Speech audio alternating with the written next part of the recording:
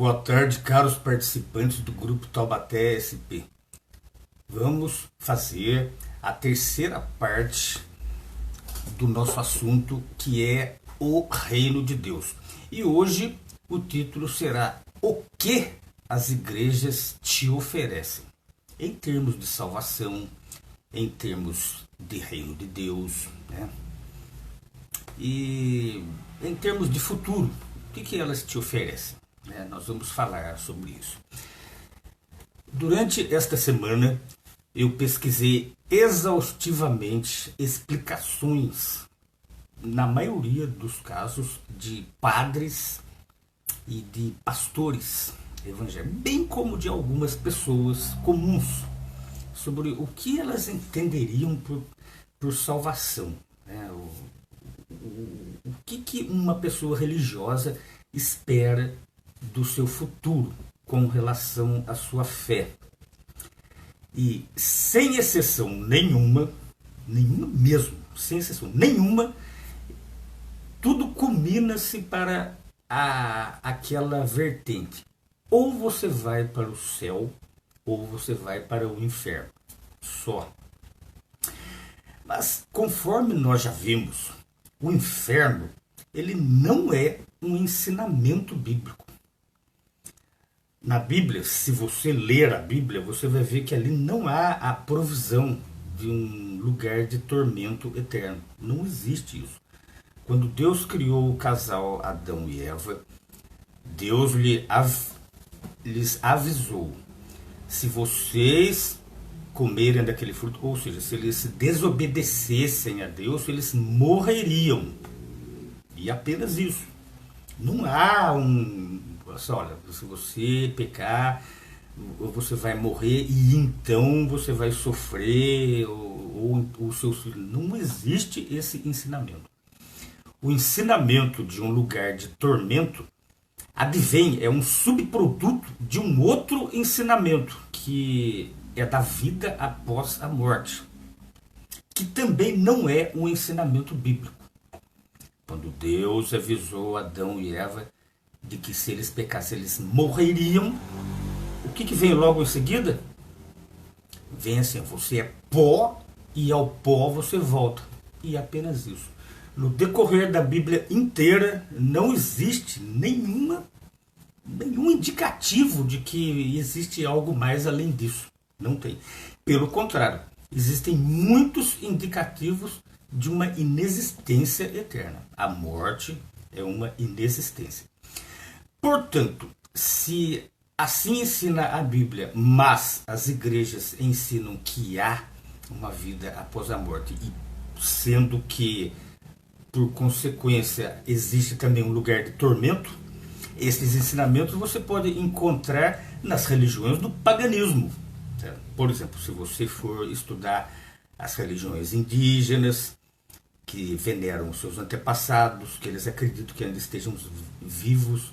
Se você estudar as religiões nórdicas, os druidas, eles adoram as árvores, E existe também o Hel, que é o inferno deles, e o Valhalla, que é o céu.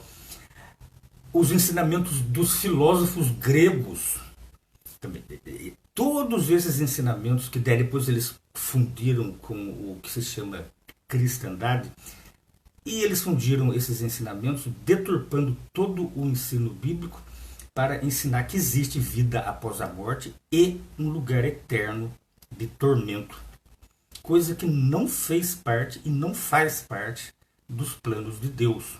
Deus é um Deus amoroso, como é que ele vai permitir a existência de um lugar assim, E porque não é um ensinamento bíblico, não está na Bíblia, não existe explicação para ele.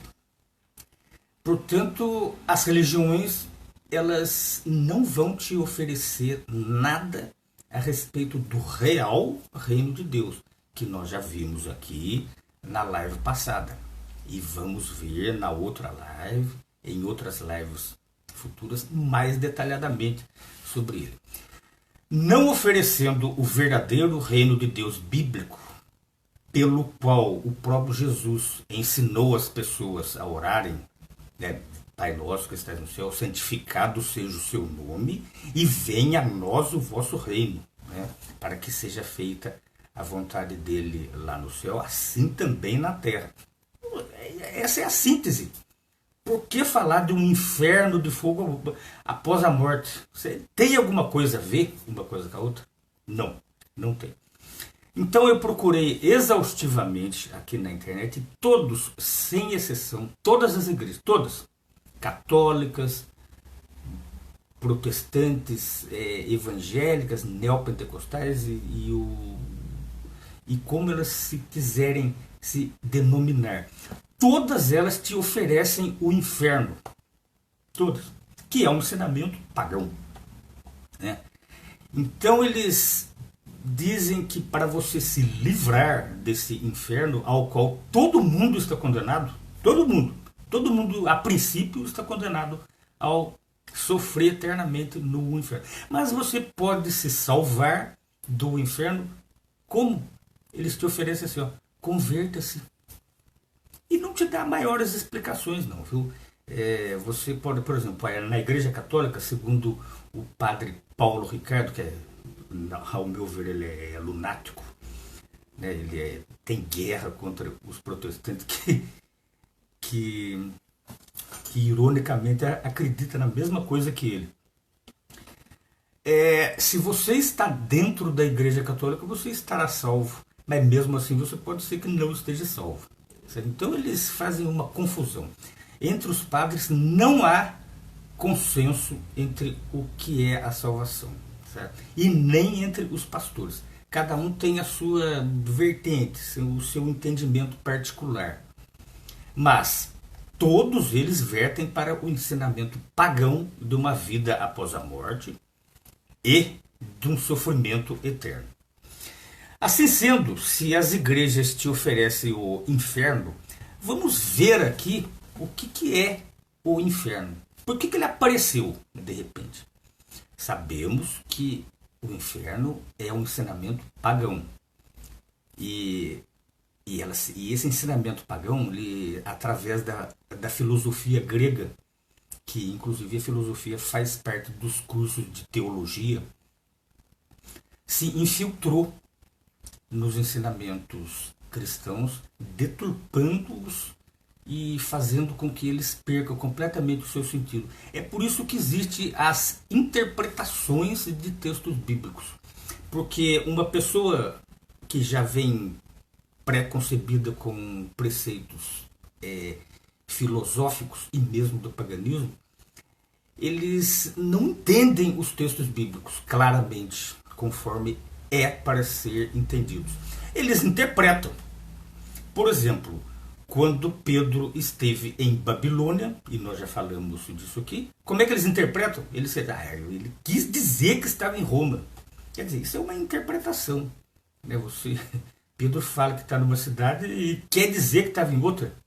É como se eu, por exemplo, eu fosse para Pindamonhangaba, mas eu estou querendo dizer que vou para Tremembé. Tem alguma lógica nisso? Mas é assim que eles fazem. Então vamos ver aqui sobre o termo inferno. Tem um texto aqui que fala especificamente desta palavra, inferno. Depois eu vou deixar por escrito aqui e vocês poderão conferir. Tudo com base bíblica e base em livros de referência, enciclopédias, viu? Ó, a palavra inferno é usada principalmente na versão João Ferreira de Almeida, bem como na versão católica Mato Soares e na maioria das traduções antigas. Ou seja, a palavra inferno, que veio do paganismo, ela foi usada para traduzir algumas palavras que na realidade não significam aquilo, o que a palavra inferno dá a entender. Certo? Por exemplo, na versão Almeida, revista corrigida, a palavra inferno é traduzida 28 vezes para traduzir Sheol e 7 vezes na palavra Hades.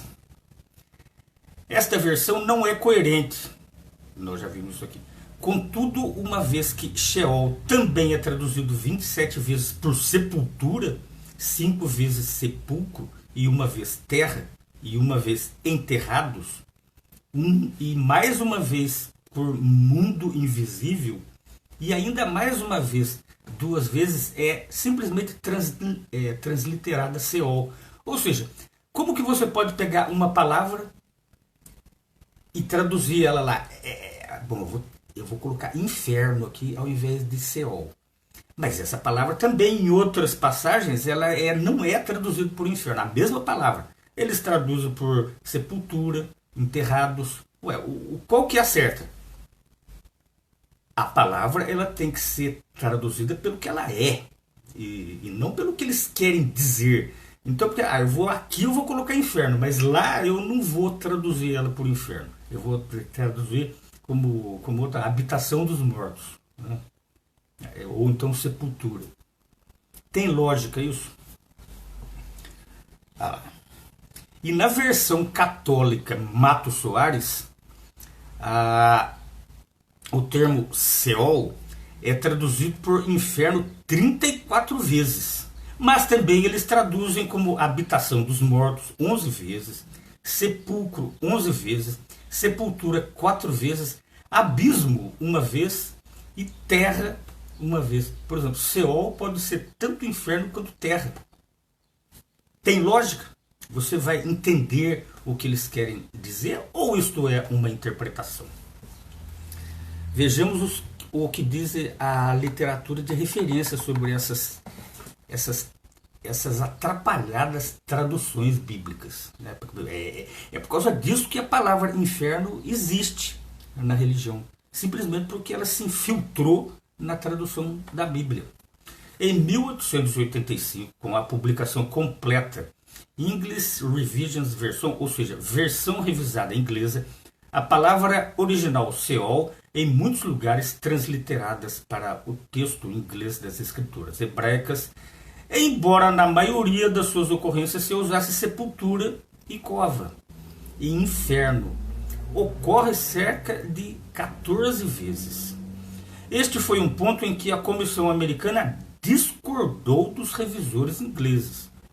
E assim, ao produzirem a American Standard Version, ou seja, versão padrão americana de 1901, eles transliteraram Sheol em todas as suas 65 ocorrências na Bíblia. Ambas as versões transliteram Aides nas escrituras gregas cristãs e em todas as suas 10 ocorrências. Embora a palavra grega geena, que em português é gena, seja traduzida por inferno em todas as ocorrências, como acontece em muitas outras traduções modernas. A respeito do uso de inferno para traduzir as palavras originais do hebraico e do grego, o Dicionário Expositivo de Palavras do Velho e do Novo Testamento, Divine, de 1981, vocês podem ver lá no volume 2, na página 187, diz: Hades corresponde a Seol no Antigo Testamento. Ou seja, Hades é uma palavra grega, Seol é uma palavra hebraica, mas uma corresponde à outra. Do Antigo Testamento e do Novo Testamento, essas palavras elas foram vertidas, segundo este dicionário, de forma infeliz por inferno, porque elas não queriam dizer isso, o que o ensinamento pagão estava pregando. A Enciclopédia de Collier, de 1986, volume 12, na página 28, diz a respeito de inferno. Primeiro representa o hebraico Seol, do Antigo Testamento, e o grego Hades, da Septuaginta, e do Novo Testamento, visto que Seol nos tempos do Antigo Testamento se referia simplesmente à habitação dos mortos, ou seja, a uma simples sepultura, e não sugeria distinções morais. A palavra inferno, conforme entendida atualmente, não é uma tradução feliz. Ou seja, outro dicionário de referência, escrito por especialistas, discorda dessa tradução. Por que essas traduções usaram a palavra inferno para traduzir Hades e Seol, que significa simplesmente sepultura. Estariam eles munidos de preconceitos religiosos para quererem dar a entender outra coisa ao invés de uma simples sepultura? Obviamente que sim. O significado atribuído à palavra inferno atualmente é o representado na Divina Comédia de Dante e no Paraíso Perdido de Milton, que são poetas ingleses. O Dante era italiano, certo? Milton é que era inglês. Significado este completamente alheio à definição original da palavra. A ideia do inferno de tormento ardente, porém, remonta a uma época muito anterior a Dante, ou a Milton. A Grolier Universal Encyclopedia, ou a Enciclopédia Universal Grolier, de 1971, vocês podem conferir se desejar, é no seu volume 9, na página 205, sobre inferno diz: os hindus e os budistas consideram o inferno como lugar de purificação espiritual e de restauração final. A tradição islâmica o reputa um lugar de castigo eterno. O conceito de sofrimento após a morte é encontrado entre os ensinos religiosos pagãos dos povos antigos da Babilônia e do Egito. As crenças dos babilônios e dos assírios retratavam um mundo inferior, e que lá nem era chamado de inferno, né? Era outros nomes. Depois é que eles foram introduzindo essa palavra mais moderna, né, para traduzir aqueles velhos ensinamentos. Como lugar cheio de horrores, presidido por deuses e demônios de grande força e ferocidade. Embora os antigos textos religiosos egípcios não ensinem que a queima de qualquer vítima individual prosseguiria eternamente, eles devera retratam o outro mundo como tendo covas de fogo para os condenados. Isso está escrito lá no livro A Religião de Babilônia e Assíria, de Morris Jastrow, de 1898, que foi um pesquisador. Ele foi na verdade, um cientista, né? O inferno de fogo tem sido um ensino básico da cristandade por muitos séculos. E é por isso que eu, durante esta semana, quando pesquisei pelo que as igrejas te oferecem em termos de salvação, a primeira palavra que eles citam é o inferno. Assim, é compreensível o que diz a Enciclopédia Americana, de 1956, no seu volume 14, na página 81, que diz exatamente assim: muita confusão e muitos mal-entendidos foram causados pelo fato de os primitivos tradutores da Bíblia terem traduzido persistentemente o hebraico Seol e o grego Hades e Geena pela palavra inferno. A simples transliteração dessas palavras por parte dos tradutores das edições revistas da Bíblia não bastou para eliminar apreciavelmente esta confusão e equívoco. Não obstante, tal transliteração, ou seja, simplesmente verter essas palavras conforme eram ditas no original, e tradução coerente deveras habilita o estudante da Bíblia a fazer uma comparação cuidadosa dos textos em que aparecem essas palavras originais e com mente aberta e chegar a um entendimento correto sobre o seu verdadeiro significado. Ou seja, você pega a sua Bíblia e ali você vai ver lá a palavra, tá lá, aí ó, aqui está escrito inferno. Mas depois você vai ler outro texto lá, tá, a palavra sepultura. Mas daí você vai pegar no texto original, é a mesma palavra. Por que eles traduziram de um jeito num texto e de outro jeito em outro? E de outros jeitos, conforme nós vimos no começo. Isso não causa confusão?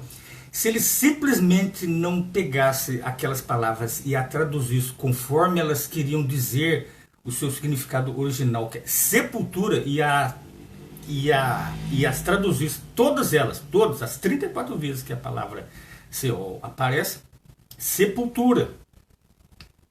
Sepultura. Não ficaria muito mais claro o que o texto queria dizer? E que tem coerência com o reino de Deus, de que o reino de Deus é um governo celestial que vai governar a terra. A vontade de Deus será feita aqui na terra, mas a partir dos céus. Sabe? Não tem tudo a ver. Por exemplo, eu vou fazer nesta semana uma live sobre a ressurreição, para explicar como que aqueles que já morreram fiéis no passado, desde Abel, que morreu assassinado pelo seu irmão, ele será ressuscitado. Mas ressuscitado aonde? No céu?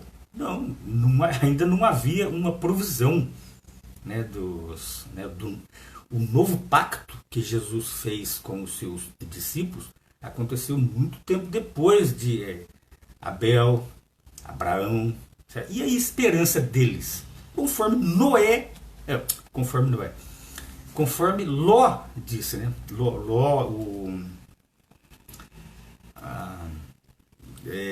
Aquele personagem bíblico, depois eu vou dizer assim, que a esperança dele era de reviver aqui na terra. Ele tinha a esperança de reviver, ou seja, tem a ressurreição dos mortos para viverem aqui na terra eternamente, conforme era pretendido lá. Ou seja, a ressurreição dos mortos é um ensinamento bíblico. E ele tem explicação, ele é explicado o motivo do porquê que isso vai ter que acontecer e também quando, né? Na Bíblia tem esses ensinamentos. Mas quem advoga o ensino do inferno, ou de uma vida após a morte, não pode acreditar em ressurreição.